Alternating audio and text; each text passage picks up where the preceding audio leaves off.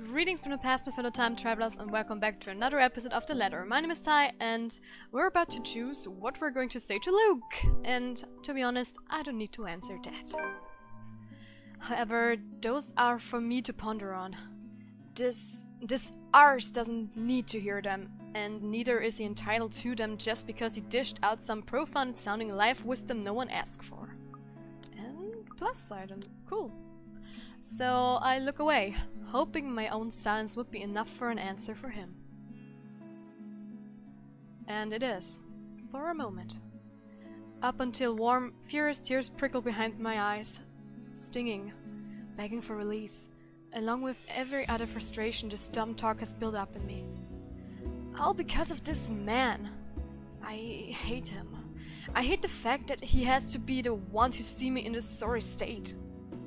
I'm already expecting another barb from him when his expression shifts.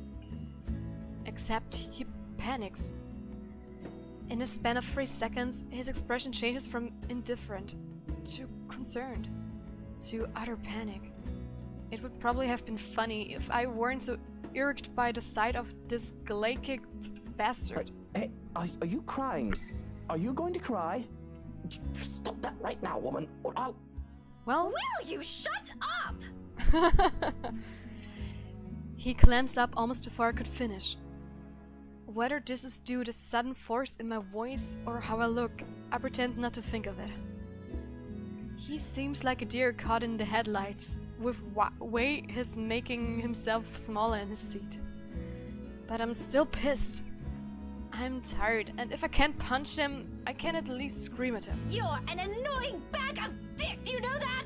If I hear another word from you, I'm sewing that bloody mouth shut myself! I love Becca. I love her so much. It does do the trick. Not to the effect I've hoped, but the moment I've snapped at him, the stinging at the back of my eyes melts away and a strange calm overcomes me. A fragile thing when found in the middle of a busy coffee shop. Nevertheless, it's appreciated considering it doesn't last. Immediately broken by the very person that put me in a state with a few awkward pats to my shoulder. Done twice. Thrice. And another. Until my patience runs out again and I'm pulling out the book from my bag, raising it threateningly over his head. It will surely dent his skull if it slams down at his hate. But part of me wants to see that, but I restrain myself. He has the good sense to recall, though. Shortly, he shrinks back to his seat and waves his hand in front of him in a gesture of surrender. Watch that book, woman! I already warned you about your little threats. You don't want to see my brand of angry! Then keep your hands to yourself! Alright, that's it. People these days, I swear you treat them nicely and this is where it gets me. You're the last person I'd ever want to comfort me, even if we're the only 2 remaining people on Earth. Oh, she's so honest. Don't flatter yourself. Okay, have it your way, Daisy. And stop calling me Daisy! I have a name, you know! Wow. He mutters something inaudible under his breath, although afterwards he doesn't say anything further. For the next minute, he simply contents himself with making a mess out of the paper napkin, folding them into clean shapes without any clear intent, before crumbling them in his hand when he loses interest and dumping them in a small pile in front of him. A waiter serves our meal soon enough, and Callie makes her way back to our table. But before I can take a single bite, he mutters something. The words spoken in the same tone he's used since morning, all underneath his breath, whenever the honest part of himself would show. Despite my rather confusing opinion of the man, I stop short of shoving food in my mouth to look at him. His eyes are on his food as he speaks, busying himself with cutting a portion of meat on his plate. But what comes out of him only rings true against my ears, above the din of the coffee house. For what it's worth, Rebecca, I didn't ever think that's all there is to you. Why else would I leave my own goddaughter in your care if you're just some lovesick woman? Aww, look! What's going on? He spears a piece of his food, pops it into his mouth, and that's it. One whole day with this man, and I still can't figure what his deal is. But for what it's worth, as well, I don't think he's an entirely bad guy. The rest of our meal slips by in silence afterwards. Aside from Kylie's occasional chatter, the whole dinner goes by without another word exchanged between the two of us. Somehow, we managed to make it through the whole thing without triggering another tension-riddled conversation. A good thing, perhaps. One, because Kylie's sitting in front of us, and two, I probably won't be able to hold a proper conversation with my mind heavy with thoughts. We depart from the coffee house just as the evening crowd starts to thin out. The same wordless silence fills our short walk back to the school. Except for when Luke gestures at a nearby flower shop and enters it without waiting for Kylie and I.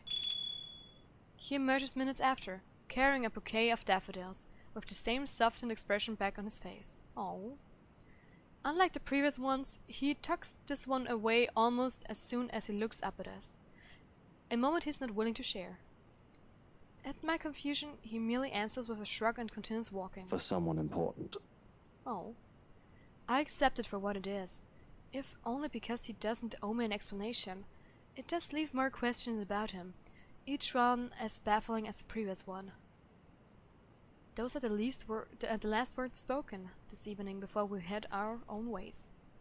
Up until I arrive home, I still can't understand him. Here, however, a whole different set of questions awaits me. And much like everything today, it comes with the littlest of things. A lone note greets me upon reaching my unit's door.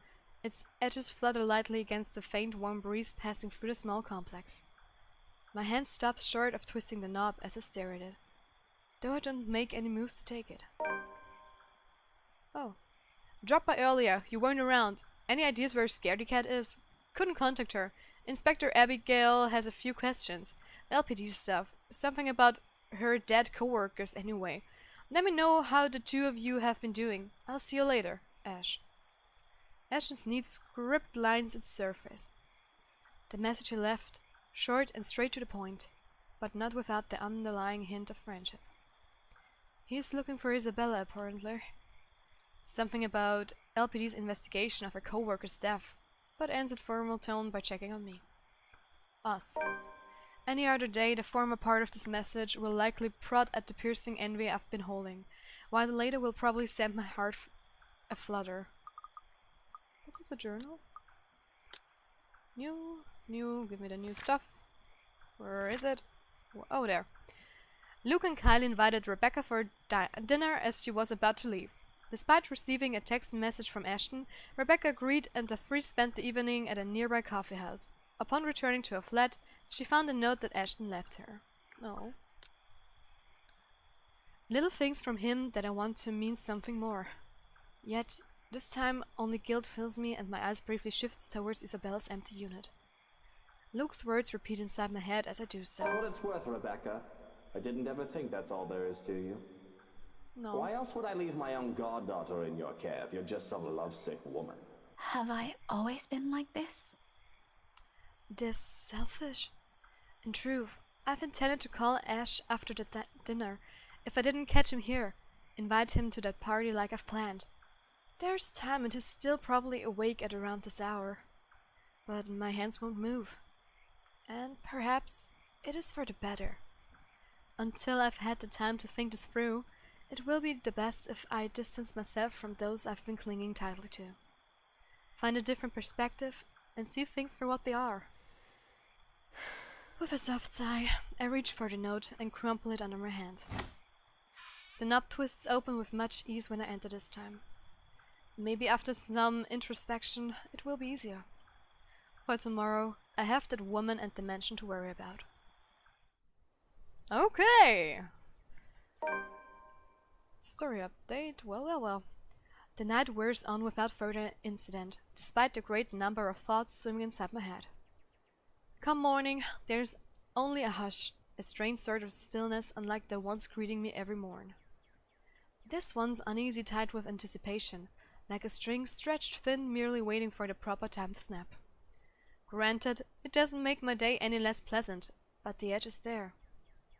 And as expected, the second I step out of my flat, it comes apart, broken by the voices of two squabbling adults echoing from a floor below. The quiet was nice while it lasted. Shame. What the hell were you thinking? Ashton? I wasn't. And Ow! Isabella. Could you let go? Okay. Not a few seconds later, they both ascend the stairs with Ashton pulling Isabella by her wrist. She struggles, as she should, but his hold on her remains firm. Freeing herself means having to draw blood, as she attempts to pry his hand off her other one, or using unnecessary force to push herself away. Neither of which is better than the other. One could potentially end in an accident, while the other means having to hurt him physically. She has the good sense to realize that, at least. However, it doesn't take the desperate edge in her voice when she answers Ashton's temper with her own. So on the go, none the wiser to my presence. Do you have any idea how much trouble you could get in? That's why I'm asking you for help. Is this what you've been doing these past 3 days? Because this doesn't make your case convincing, Isabella. Wow. Rose died, Ash. I know. Every single person in Luxburg knows. It's on the damn news. But that People are missing. Some of those are my friends. And BRC's just covering it all up. you can't just barge into my office and expect me to do anything about it right off the bat. Wow. This isn't a children's game, Isabella. We have procedures. We have to follow protocol. There's red tape all over this case for a reason. We sure as hell don't investigate things just because some stupid letter spooked us. Ash, you have to believe me this time. If we don't do anything right now, more people will. It's been a whole week. This stupid letter prank is getting old real fast. I'm sick of it. It was funny the first time, not so much now. You're the only one that can help me with this, Ash. Even Rebecca won't. All right, you two are awfully loud. What's going on here? Well, shoo. Both of their heads snap up, almost in unison. A displeased frown is on each of their faces, but this is a necessary interruption. What can they do? People still in their units have already taken interest on the commotion, with some taking a peek behind their curtains, while others are bold enough to creak open their doors, if only slightly. If they don't keep it down, pretty soon our landlady will show up. Getting a reprimand from her is the last thing I want to happen. First thing on a Friday morning, even if this is hardly my fault. Well, if you want to continue this, you two better do it elsewhere. You're disturbing other people. Don't worry, we're done here. No, we aren't. Becca, I looked it up. I called them. I visited some of them and... Which you shouldn't have done in the first place. Isabella, you're going to create more problems for us with what you're doing. A team has already been assigned to it. Leave it to us. Your precious team is looking at it the wrong way. Becca, it's not just Rose. There are others. That last bit strikes it short, brought strongly at a memory. At that vicious smile already etched deeply inside my mind. The image appears clear enough that, at the mere mention of it, I stumble on my own question.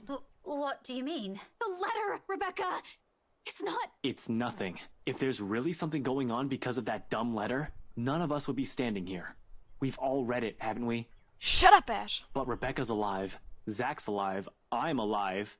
So for the last time, this isn't a curse. There's a murderer on the loose, and your coworkers happen to be the victims. Give it a rest, Isabella. It's too early for this shit. Don't you think that's too much for a coincidence? Not so much. Most serial killers follow a pattern. I'll tell you about it some other time. And anyway, coincidence or not, the point is, civilians like you aren't supposed to get involved. You're putting yourself in danger. You don't say, bro. I wasn't chasing after... Will the both of you slow down and stop arguing for a minute? What's this about your coworkers, Belle? Becca, please don't tell me now you believe this shit. Sure, in a heartbeat, I'll agree with Ashton. That's how it has always been. Besides, having a very good point. Really, they are the very same ones he'll make every time I ask too many questions. But the fact of the matter is, what he wants to hear from me right now is far from what I've been seeing, sensing this past few days. It doesn't matter what Isabella or I believe in on our own. Something odd has been happening around me, and that letter she picked up is at the heart of it. But however I respond to the question in their faces, only one of them will be pleased with it. Well, you shouldn't be doing these things. I might have seen her. Oh my god, this is going to be intense. How is our... Okay, we are on good terms with Ashton still, so I guess we could take that. I might have seen her. Yeah, I knew that. Ashton, in particular, won't be too happy to hear it. Imagining the look his face doesn't take too much effort. His entire posture shifts the moment my reluctance shows. Shoulders tensing, brows furrowing, eyes gaining a sharp edge. He's already bracing himself from the disappointment. And it will be a disappointment. Not in a million years did I ever believe I'll be saying this either. I might have seen her. The woman Belle's been telling us about. The one she said she saw in the attic. Both of them stare at me like I've grown an extra head. And for a few moments, Ashton's looks as if he's about to have a fit. A pause threads at his heels after, a silence thick enough one can almost hear a pin drop. You're kidding, right? Nope. Do I look like I'm joking? Really, Really? Becca? Not funny. Ash, I'm not lying. Why would I lie about this? It's been this way since the film fest. The past few days have been really odd since we read that letter. Or maybe you're all just feeling under the weather. I'm not sick. Don't you think I'd know that by now? Becca, you're starting to sound like Scaredy Cat. Give me a break. Why don't you? I'm sorry. I'm so sorry, you two. Isabella's voice cuts sharply through the conversation, abruptly putting an end to the brewing argument. It's all my fault. This is all my fault. I was only hoping I could fix this before any of you. I'm sorry for dragging you all into this. She breathes in, deep, steadying, and in that moment, something falls behind her eyes as she looks away. I'll fix this. I promise. A quiet resolve. The same one I saw in her that night from 3 days ago. But this time, it burns brighter. Even Ashton wavers at its side, when she looks him straight in the eyes, gaze unflinching. Gradually his grip on her wrist loosens. Belle, there's nothing to fix. The problem is... Just this once, Ash. Her voice, though small, lacking any force, stops him. Along with it, every sound, every noise dies around us. A hush, descending as if the world is waiting for her words. You don't have to come with me, but if I don't do anything, I am going to regret it. She lays a hand atop of his. Gentle, pleading, almost intimate, if one does not consider the circumstances we've found ourselves in. Please. Ashton will never tell us so, will never admit it even to himself, but it is in that short second that his own resolve breaks. The moment the hard edge in his eyes softens, and he relinquishes his hold on her, letting his hand fall limply to his side. Wordlessly, Isabella steps back and runs off, leaving only a moderate thanks and a small, lackluster smile. Only after the last of her footsteps fade away does Ashton move, breaking the silence with one of his sharp exhales, before reaching up to pinch the bridge of his nose in a gesture of frustration and surrender. Did you really have to tell her that? What do you want to hear from me then? That everything's fine? No, I want all of you to stop putting these ideas in her head. None of it is helping. Never mind. Don't worry about her. I'll bring her back here. He's already poised to leave when my own instinct takes over. I reach for him, gripping his elbow with the same unyielding grip, the action prompted by voices whispering at the back of my mind. He's already made it clear he's not going to believe me, but he deserves a word of caution. Who knows where all of this will take us? How all of this will end? He shouldn't be caught off guard, beliefs notwithstanding. Ash, I know you don't believe in those things she's saying. And you know me. I'm less inclined to believe in those things as you do. But I've seen something. There's something strange going on here. You don't have to buy it.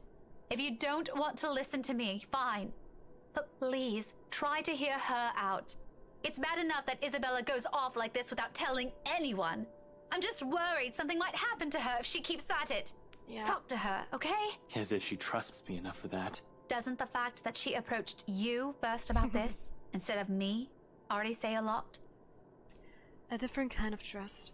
granted implicitly and never spoken, sometimes too big, too fragile to last. He falls silent for a long moment as he turns it over in his mind. In the end, all he manages to offer is a small nod before he departs, and a promise to, at least, listen to her, without the teasing or the jibes. A favor from me, and the least he could do for her. This is as much as I can do for him, as well, until I've understood what's happening myself. Wow! This is awkward. Oh my god. Oh god, Hannah. Hello. Wait, what? Wait a second. Wait a second. What is new? Oh, there. Isabel and Ashton arrived at Salem Well, having an argument about the missing BRC employee's investigation. Annoyed by the noise, Rebecca interfered and in the end asked Ashton to keep an open mind. And after that, Marianne is going to be caught in the mansion. I don't wanna. But guys, that's it for this episode. Thank you so much for watching. Don't forget to leave a like, subscribe to my channel. If you already subscribed, click on the notification bell down below so you get notified when I upload my videos. Share us on all your social media. And guys, I will see you in the future or back in the ladder. High five.